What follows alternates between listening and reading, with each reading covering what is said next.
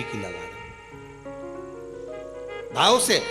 वैकुंठ ये सुंदर रूप चौदस की जो पूजन का विधान है, आपको धनतेरस की पूजन का जो विधान बताया था, धनतेरस की पूजन का जैसा विधान था, पहुंचकर पाटे को बिछाकर चौक पूर कर जिस थाली में आपने स्वस्तिक बनाकर जो सिक्का रखा है, उसी में एक सिक्का और रखकर उसकी पूजन अर्चना करना है। वैसी की वैसी ही जैसा पहले कल कहा गया, रोली चावल हल्दी मोली मेहंदी सिंदूर आदि सब चढ़ाते हुए, और साथ में 2 दीप लगेंगे। रूप चौदस के दिन 2 दीप है। एक दीप है घी का, लंबी बत्ती का, जो लक्ष्मी जी के सीधे हाथ पर आएगा। दूसरा दीप है घी का दीप भी आटे का आएगा और तेल का दीप भी आटे का आएगा। जो तेल का दीप लगेगा वो थोड़ा सा दिया बड़ा लेना, उसमें 4 लंबी लंबी बत्तियां रखना, सरसों का तेल या मीठा तेल या तिल्ली का तेल जो भी मिल जाए उसके अंदर डाल लेना। 4 बत्ती ये लक्ष्मी जी के लेफ्ट हैंड की ओर आएगी। उसी आटे का तेल का जो दिया रहेगा उसके अंदर या तो पीली सरसों या काली सरसों, जो राई होती है सरसों होती है, उसके थोड़े से दाने उसमें डाल दिए जाते हैं।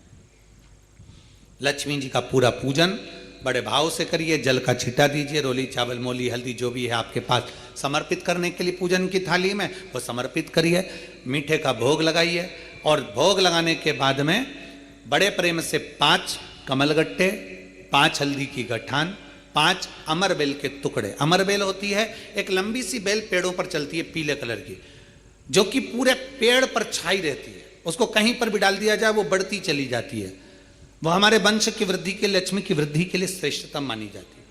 5 टुकड़े अमरबेल के, 5 हल्दी की गठान, 5 कमलगट्टे दोनों हाथ में लेकर मां लक्ष्मी से प्रार्थना करते हुए उन सिक्कों पर समर्पित कर दीजिए। सिक्कों पर समर्पित कर कर जो घी का दिया लगाया है तुमने लक्ष्मी जी के सीधे हाथ पर, उसको उठाकर माता की आरती कर लीजिए।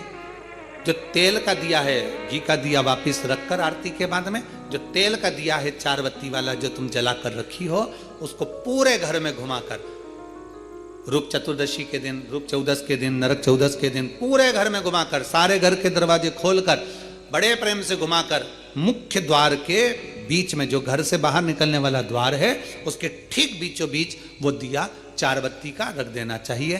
कुछ देर के लिए दरवाजे खुले रखना चाहिए। पूरे घर में माता लक्ष्मी का स्मरण करते हुए श्री शिवाय नमस्तुभ्यम बोलते हुए दिया रखकर जब वापिस आए, माता लक्ष्मी को झोली पसार कर प्रणाम कर कर कहें, माँ हमारे घर में निवास करो, आपका भंडार सदा भरा रहे, खाली ना हो। हे माँ, जैसे हम दामोदर मास की कथा का रसपान कर रहे हैं, कार्तिक मास की कथा को श्रवण कर रहे हैं, जैसे हमने कार्तिक के महत्व को जाना है और उस महत्व को जाना कि लक्ष्मी भगवान शिव की आज्ञा से जाती है, नारायण की आज्ञा से जाती हैं, उसी तरह आप हमारे घर में शिव और नारायण की आज्ञा से विराजमान होइए। माँ को प्रणाम करिए बड़े भाव के साथ। ऐसी ही ये रूप चतुर्दशी की पूजन का विधान है। ये रूप चतुर्दशी की पूजन का विधान, जो थाली अपने धनतेरस के दिन रखी है उस थाली को आप रात्रि को हटा सकते हो, दूसरे दिन फिर वही थाली रखा जाती है। तीसरे दिन दीपावली का जो पर्व होगा, कल की कथा में आपको